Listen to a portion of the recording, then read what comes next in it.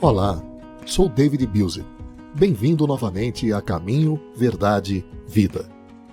Estamos na segunda semana de nosso estudo de 7 semanas sobre o discipulado como uma jornada da graça.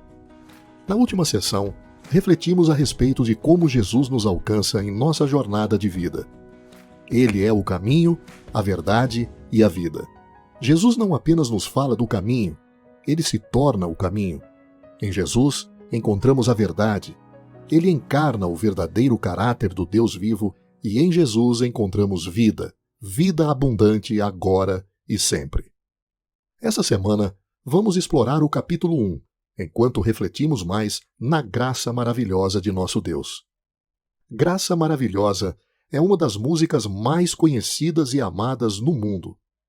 Embora tenha mais de 2 séculos, continua sendo cantada em centenas de idiomas e dialetos. Ela transcende raças e credos, fronteiras geográficas e geracionais. Nem precisa ser cristão para conhecer as palavras e se emocionar com o significado delas.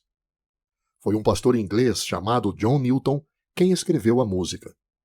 Durante o início de sua vida adulta, ele foi capitão de um navio negreiro e foi pessoalmente responsável por trazer centenas de escravos da África Ocidental para a Grã-Bretanha. No entanto, após um encontro de quase morte durante uma violenta tempestade no mar, ele teve uma experiência de conversão que o mudou radicalmente, e nunca mais foi o mesmo. Ele não começou apenas uma jornada da graça com Deus, mas também se arrependeu profundamente e arrependeu-se do seu envolvimento pessoal no tráfico de escravos. Ele renunciou ao cargo de capitão, tornou-se pastor anglicano e, mais tarde, passou a ser mentor de William Wilberforce, que liderou a campanha para abolir a escravatura no Império Britânico. Aos 82 anos, quando estava morrendo, Newton declarou: "A minha memória está quase desaparecendo, mas lembro-me de 2 coisas, que sou um grande pecador e que Cristo é um grande Salvador." Não é de admirar que pudesse escrever de maneira tão poética. Ele tinha recebido, experimentado e sido transformado por uma graça incrível. Este é um livro sobre a graça. É sobre a jornada da graça pelo qual somos feitos cada vez mais à imagem de Jesus Cristo, que é o caminho, a verdade e a vida. A graça vem de muitas formas, tanto nas Escrituras como em nossas vidas, mas a sua natureza permanece a mesma. O que é graça? Existem muitas definições de graça.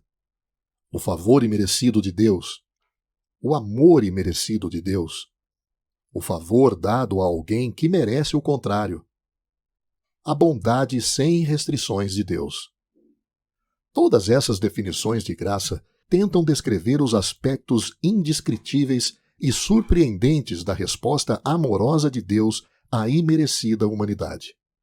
É por isso que usamos a palavra maravilhosa. Ela desafia nossas categorias humanas de relacionamentos e transações. Quem trabalha em finanças sabe o que é um período de carência. Os períodos de carência são pequenos períodos de tempo em que um pagamento é adiado sem que haja penalização. No entanto, um período de carência tem obrigações anexadas. Dura apenas por um curto período de tempo. Eventualmente, terminará, e se alguém ainda não tiver pago o que deve, serão cobradas multas adicionais. É gratuito, mas não é incondicional. A graça de Deus é diferente. A graça de Deus é gratuita. Não deve ser confundida com algo que não tem custo. E isso é algo bom, porque de outra forma não a conseguiríamos pagar. Nunca poderíamos pagar ou retribuir o que devemos a Deus. É pela sua graça que Deus faz por nós o que nunca poderíamos fazer por nós mesmos. É por isso que dizemos que a graça é imerecida. Deus nos trata melhor do que merecemos.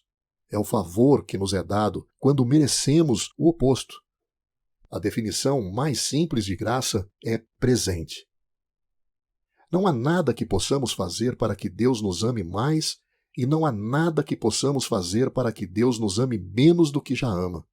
Como Deus não nos amou inicialmente com base no nosso bom comportamento, como é que um comportamento melhor poderia fazer com que nos amasse mais? Da mesma forma, como é que um comportamento pior poderia fazer com que nos amasse menos?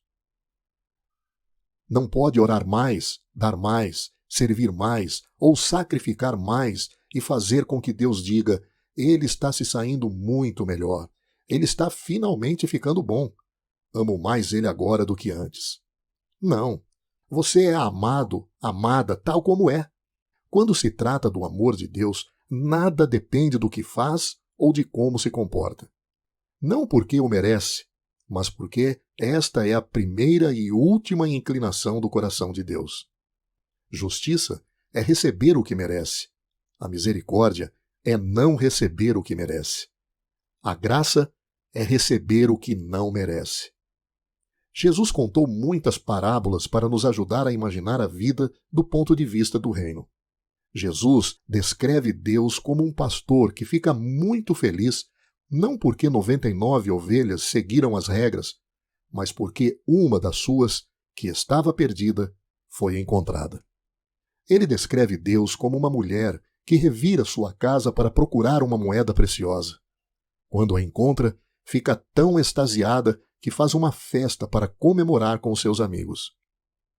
Então, descreve Deus como um pai apaixonado que procura no horizonte por sinais de um filho rebelde. Quando vê o errante rapaz, ainda longe, fica cheio de compaixão e corre para o receber em casa. Todas essas são ideias sobre a natureza e o coração de Deus. Ser encontrado agrada o coração de Deus. A graça supera a errância, a perdição e a infidelidade.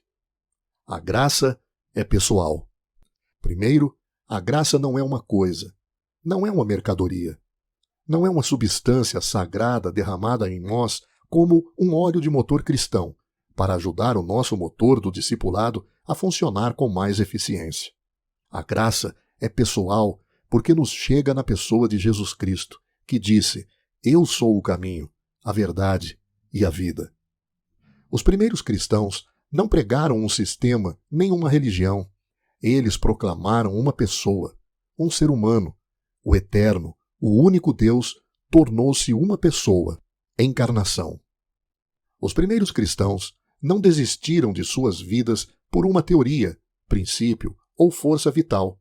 Foi para e por causa de uma pessoa real, que foi realmente crucificada e sepultada, que realmente ressuscitou dentre os mortos, como os primeiros frutos da nova criação, que realmente subiu ao céu e que vai realmente voltar. Portanto, a jornada da graça não é seguir um sistema, um livro, um manual, uma denominação ou uma tradição. Seguimos, adoramos e servimos a Jesus Cristo. A graça é o resultado de todos os benefícios da vida, ministério, morte, ressurreição e ascensão do Jesus pessoal, que agora é Cristo e Senhor. A graça não é algo, a graça é uma pessoa. Essa afirmação nos leva à segunda razão pela qual a graça é pessoal. A graça chega a cada pessoa de acordo com a sua necessidade ou capacidade específica de recebê-la.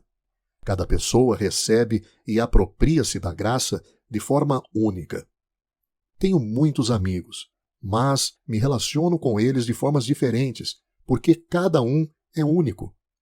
Tenho 3 filhos, e embora os ame todos da mesma forma, não posso tratá-los da mesma forma. Eles são todos diferentes, por isso a minha abordagem como pai deve adaptar-se a cada um. Esta é a maneira amorosa de ser um amigo e ser um pai. Da mesma forma, a graça é apropriada e recebida exclusivamente por cada pessoa, porque experimentamos a graça num relacionamento pessoal com o Deus Trino, que nos foi dado pelo Pai, estendido por Jesus Cristo e capacitado pelo Espírito Santo. A graça é pessoal porque chega até nós numa pessoa, personalizada de acordo com as nossas necessidades. À medida que Deus se entrega mais a nós, mais graça é dada. Dietrich Bonhoeffer lembra-nos que, embora a graça seja livre, ela não vem sem um custo.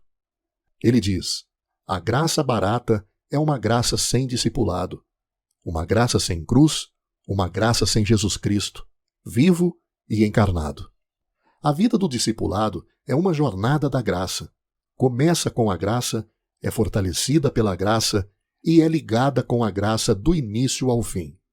Não há verdadeiro discipulado a menos que sigamos e obedeçamos ao caminho de Jesus. A graça de Deus pode ser recebida como um presente, de forma gratuita, mas não pode permanecer à parte das exigências do discipulado. Philip Yancey relata uma cena do filme O Último Imperador, do jovem ungido como o último imperador da China. Ele vive uma vida de luxo, com muitos servos sob o seu comando. O que acontece quando você erra? Pergunta o irmão. Quando erro, alguém é punido? Responde o imperador. Para demonstrar, o menino imperador quebra um precioso artefato e um dos servos é espancado pela transgressão. Esse era o costume antigo dos reis e imperadores. Não era justo nem misericordioso. Então chegou alguém de outro mundo. Ele era um rei que trouxe um novo significado ao conceito de autoridade. Ele reverteu a antiga ordem e inaugurou um novo reino. Quando seus servos caem no pecado, este rei recebe o que lhes é devido. Um escritor diz: a graça é livre apenas porque o próprio doador suportou o custo. Isso não é justiça ou misericórdia, é graça. Graça dispendiosa. Talvez seja por isso que ainda gostamos de cantar a música de Newton: a graça é maravilhosa.